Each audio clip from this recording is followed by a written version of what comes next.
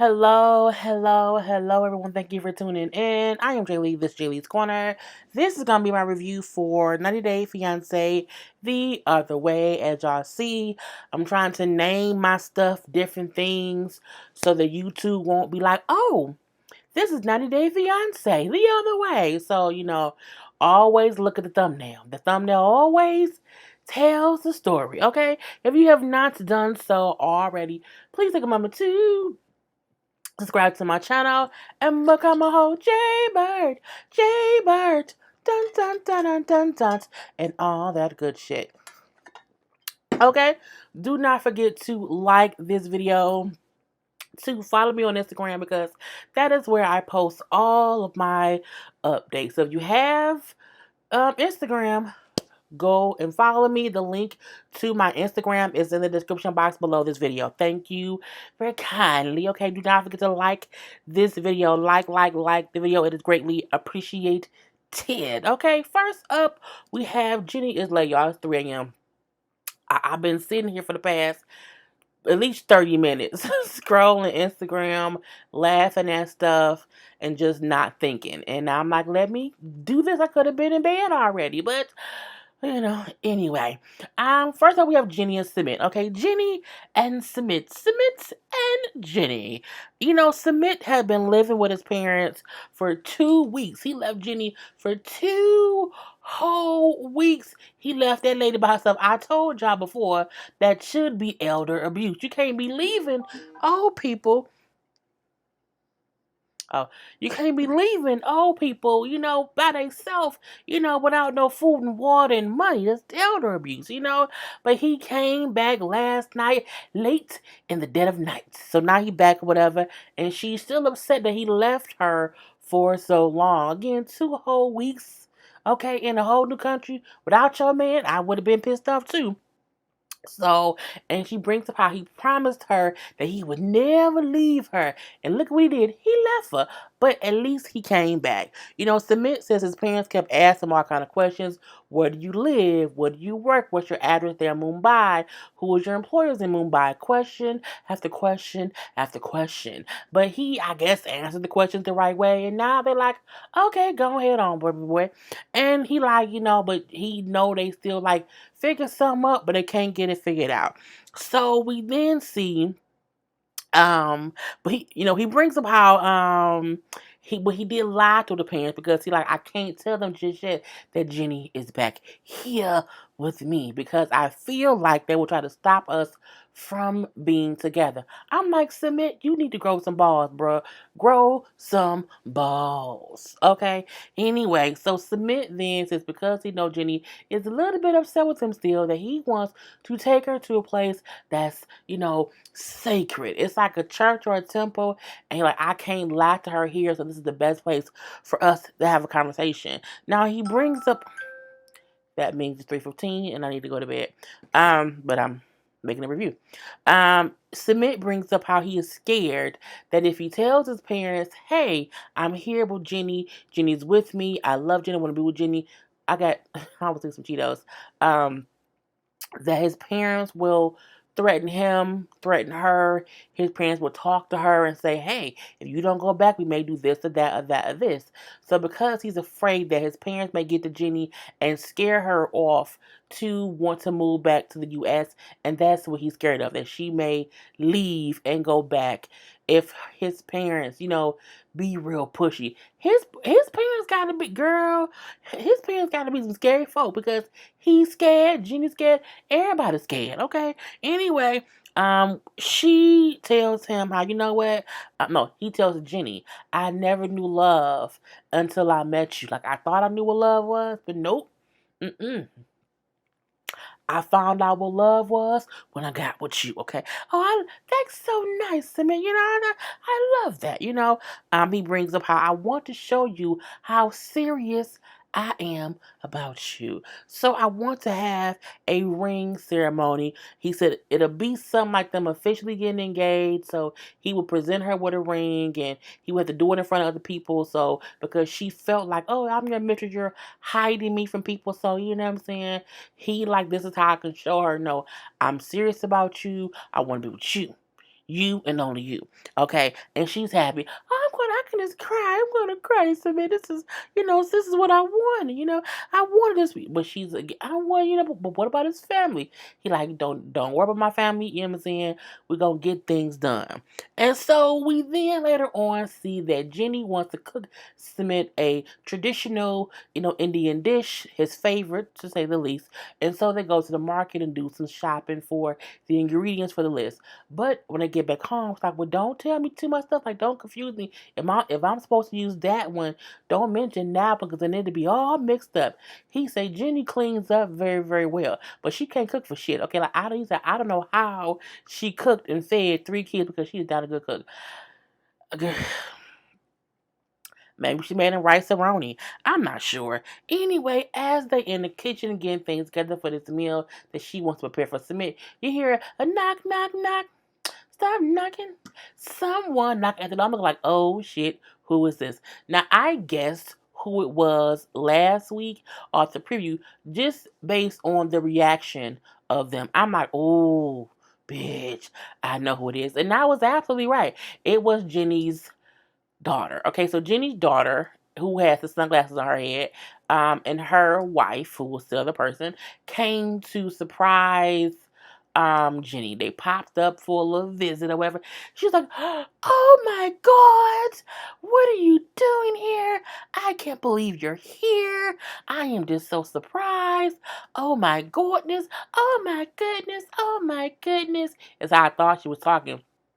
And she was completely shocked, okay, completely shocked that the daughter popped up in India. And I mean, the trip to India ain't that quick, so, but again, Submit been gone 2 weeks, so she probably didn't plan the trip for about a week or so. So the daughter says, once I talked to my mom and, she told us how just Submit had left her there, to go handle some things or whatever, we booked a flight to come here to visit her, to one, make sure that she's okay, to see where she's living, and to talk to Submit about what he got going on between him, his parents, and my mama. Okay, but again, Jenny was just happy as hell to see her daughter. Okay, just happy, happy, happy, happy, happy. You know what I'm saying? And they wanted to make sure that Submit's the real deal.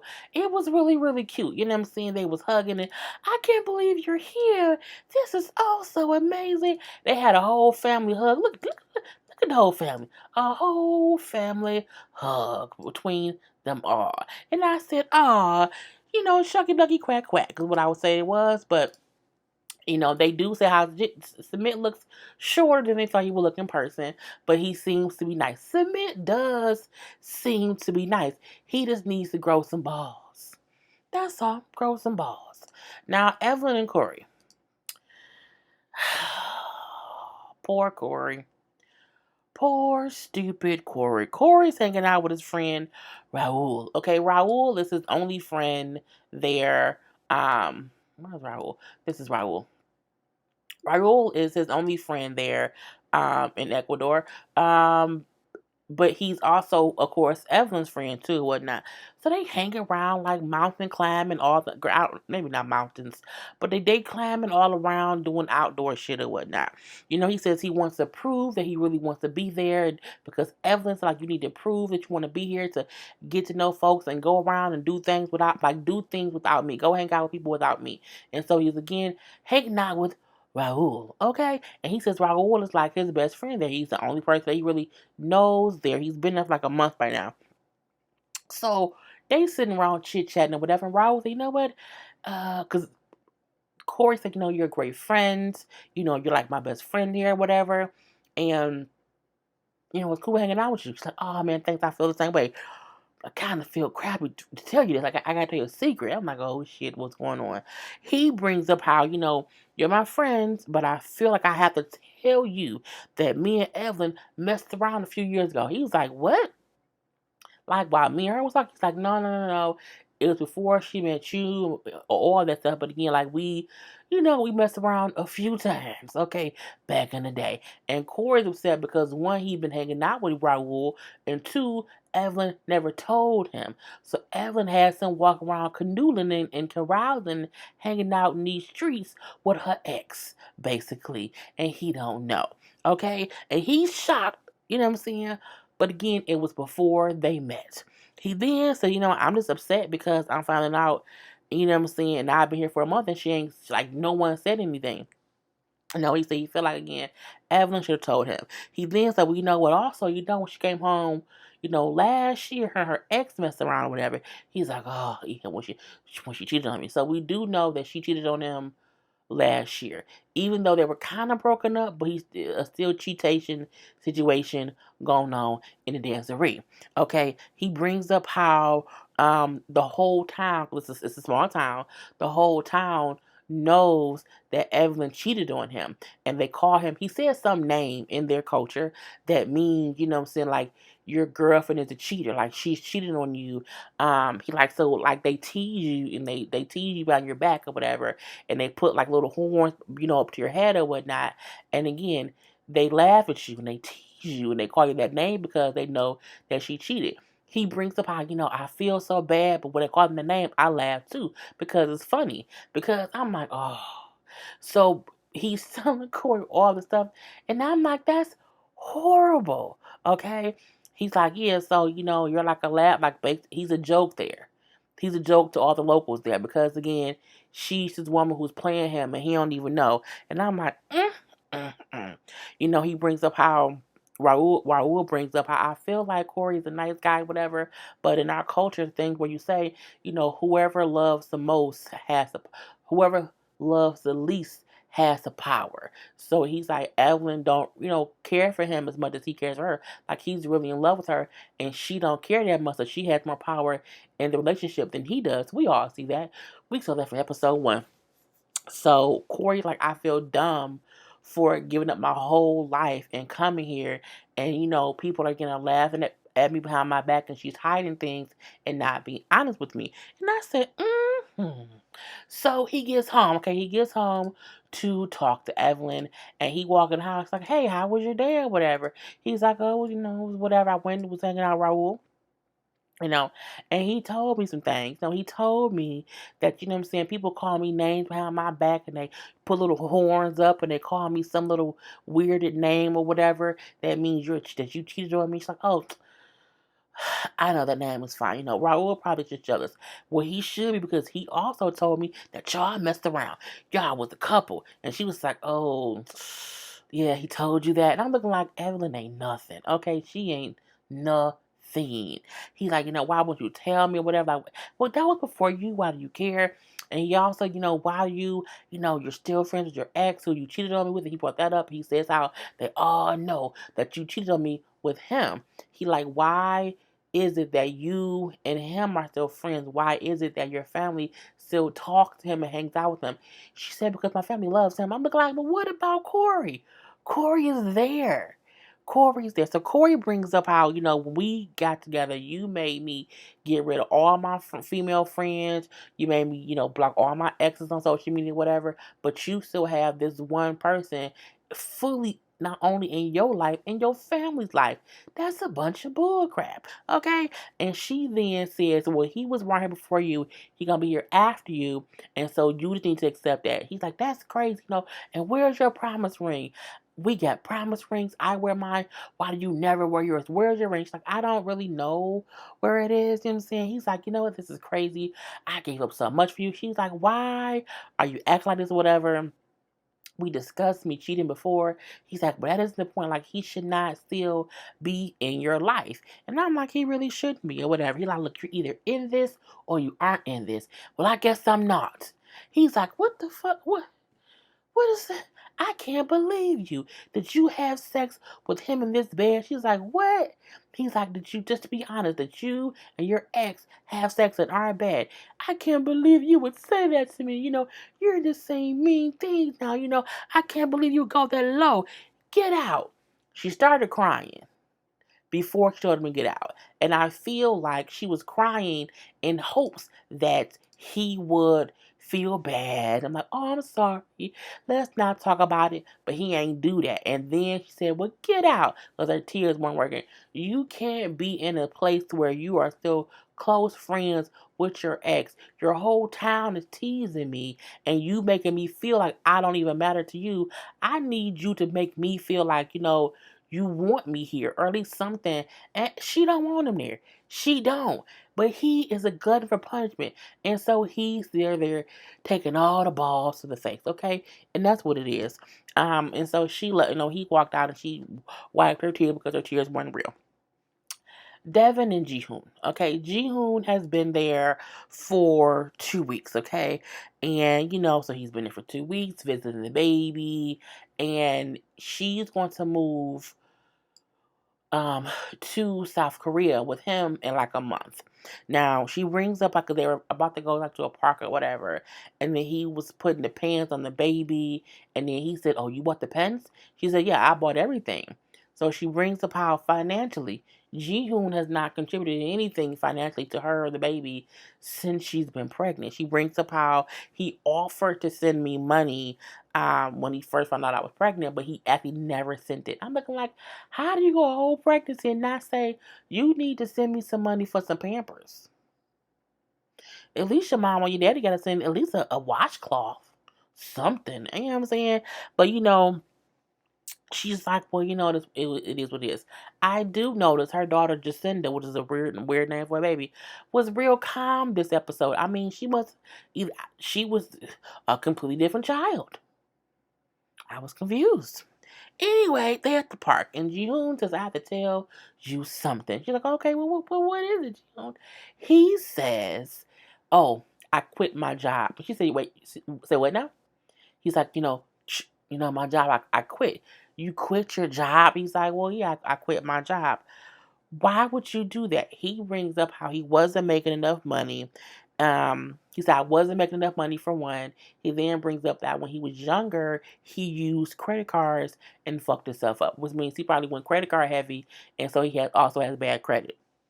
So Devin said she's extremely pissed off because one, she's already quit her job and sold all her stuff to move to South Korea. And now he has quit his job and he's supposed to find somewhere to live when she moves to South Korea in a month. And he's already not contributed anything to her financially. But I'm like, what do you expect when you met someone, got pregnant by him within like a week or two, and then now y'all moving in together after having a baby? Y'all don't know each other. You don't know how responsible he is. Hell, he don't know how responsible you are. Y'all both was irresponsible by even getting knocked up, but that's not the point here, okay? But again, she's upset because again, she's moving to South Korea to be with him in like 4 or 5 weeks. So, it's like his lack of responsibility is crazy. He had 9 months to prepare. Like, how was he not prepared? How can he not be prepared? Because you don't know that man. And had you known him, you would probably realize he isn't a prepared person. He was a used cell phone salesman in South Korea. You got knocked up by a used cell phone seller in South Korea. You can't blame him for being poor because you didn't take the time to figure out he didn't have no money. And how much money can a used sales phone salesman make in South Korea to take care of not only himself but a baby? He lived with his parents. You put yourself, and this is why I say people cannot put themselves in a situation with a person who already doesn't have much and then expect them to out the blue become this hustling, go getting rich, falutin, highfalutin, whatever. No, you got what you got what you got. You got a cute baby. I digress. Anyway, he keeps on her like, well, don't worry about it. You know what I'm saying? Our future will be bright. Trust me. Trust me. She's like, I'm so sick and tired of you saying trust me. I need you to do something about it. Okay? So we then see, again, he's been there for 2 weeks and now he's about to go home. And he brings up how his trip was fun, but not fun because one, he did not get any sleep, but he was happy that he was able to spend time and see his son. But again, like, I also don't want to go back to Korea. I feel like he wants to come to the States. I do. I feel like he wants to come to the States, and I'm surprised. I do wonder why she's moving there and he's not moving here because I think wouldn't he be able to make more money here? I don't know. Anyway, so they're going to the airport or whatever, and um, She's like, you have to go there and get everything done. We need, a place to live. You have to get a new job. Like, you have to do all of that because that's what you have to do. Okay, I will try. She's like, no, don't try. I need you to do it. Okay, do it, do it, do it like this and everything. Okay, I'll do it. It's fine. He brings up how I'm a positive person or whatever. You know what I'm saying? And I know, I'm gonna make a lot of money. You have to work to make money, bro. You can't just hope on positivity. You have to put forth the action behind it or whatever. He brings up how it's hard leaving Devin, leaving his son or whatever. But like when she comes to live there, everything will be fine. She brings up how she don't know if he's responsible enough or mature enough to be responsible for him, for her and a kid. Girl, that's what happens when you have kids with strangers. You never know what you're gonna get. It's like you never know how many licks it's gonna take to get to the end of a Tootsie Pop. Same thing as what's going on here. So Paul and Karini was so easy. It was. I hope I didn't miss the part. They got a whole new picture. I'm like, they do not look happy. This is a very evil picture. It's like they are just the villains in a kid movie. Like they just gonna be out here stealing balloons and like they could have been the evil people from Power Rangers, okay? With the purple ooze is what they could. They just a whole dynamic duo of purple ooze. But I'm like, y'all look like villains in y'all picture. So we really didn't even see Paul this episode. Because I watched the show on my DVR. Sometimes I be skipping through, and I think it be skipping parts because we only seen one part with them, but I guess it is what it is. Karini went to her mother's house because she said things are not going well with Paul, and it's just not going well in general. It's like, Mom, Paul got stressed out or whatever. He was yelling at me, and I didn't like it or whatever. And all I've been doing is crying because he's always getting on my nerve or whatever.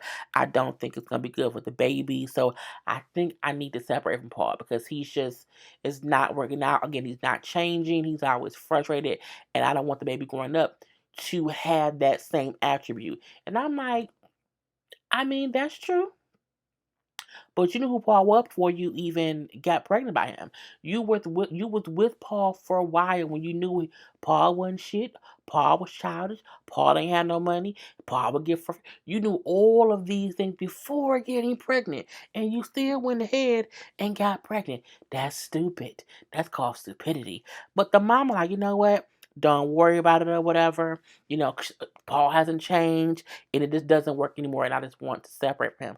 The mom, like, you know what? You won't be alone. You'll have me and your dad and your brothers or whatever. So it's fine. The sooner we get him away from you, the better. So we'll go down to the office or whatnot, and get your divorce. And so the sooner he's away from my daughter, the better. And I was like, oh, okay. And that was all we had with them. I was like, oh, she just wanted a divorce. And we know that she had a baby, and I've seen pictures of her and him, like holding the baby or whatever. But I don't know if they're still married. Who knows? And last but not least, Laura and Caledon. Now, she's been there for I think like a week or two, she said. And she's like, I'm not doing that good here like I thought I would, okay? She brings up how her son is refusing to come to the wedding. And so when they get married in a couple days, she won't have any family at the wedding. But I'm like, you knew that coming over there. It's like the things, I'm like, you knew these things before going and still went. I don't know. She brings up how she's just homesick. So they're in the car going to the beach. And she don't say, is it really the beach or is it the desert? He's like, well, it's the desert and the beach too. And I was like, I mean, sand and water is the beach and the desert. So in the car, and she's like riding around and she just starts crying. And she's crying and she's like, I just keep, it's just hitting me about how much I gave up to be with him, whatever. He's like, baby, what's wrong? What's wrong with you? I miss my son. I miss my dogs. I just gave up so much. And then she just boo crying. He's like, oh, baby, no, it'll be okay. Oh, no, no, no. Tissue. Tissue, talking to the driver. Can I get some tissue? So he's like giving her tissue right first or whatever. And she's just sad. And I get it. She left her entire life to be with him. But I'm looking like, You knew, but you were grown. You are 51 years old. You knew exactly what you were doing. And there's nothing wrong with being homesick, but you can't act like I had no idea I would leave my son because you left your son. I had no idea I would leave my house because you left your house. You actively did all these things to be here. And I mean, it is what it is. He brings up how, yeah, people, I live here, you have to be with me or whatever. And I need you to be a little bit nicer. And so they get to the beach and they sitting there, whatever. And then, he just tells her how, he said, well, all women get married and they leave their family. And I said, but most of them don't leave their country. It's one thing to live on one street and you get married, you move to the other side of the road, but she moved to another country. But again, she knew what she was getting into. So as they're sitting there, whatever, he was nice to her. He lifted her spirits up, because I love you, baby. I love you, baby. I'm like, okay, if you say so. Um, he then said, well, let's go get in the water. Oh, no, I think it may be too cold. So he gets up and takes his shirt off and goes swimming in the water. And she stood there in the sand, on the shore or whatever, on the sand, in the sand, and watched him. And I was like, girl, like you like a mother watching her son play in the water. You just have to. I mean. You knew what you was getting yourself into. I don't know what else to say about that. Like, but I get that she's homesick. But I'm like, I hope you feel better tomorrow. You should have kept that in vibrator. Anyway, y'all, that's it. That's all I have to give. I will talk to y'all later. Peace.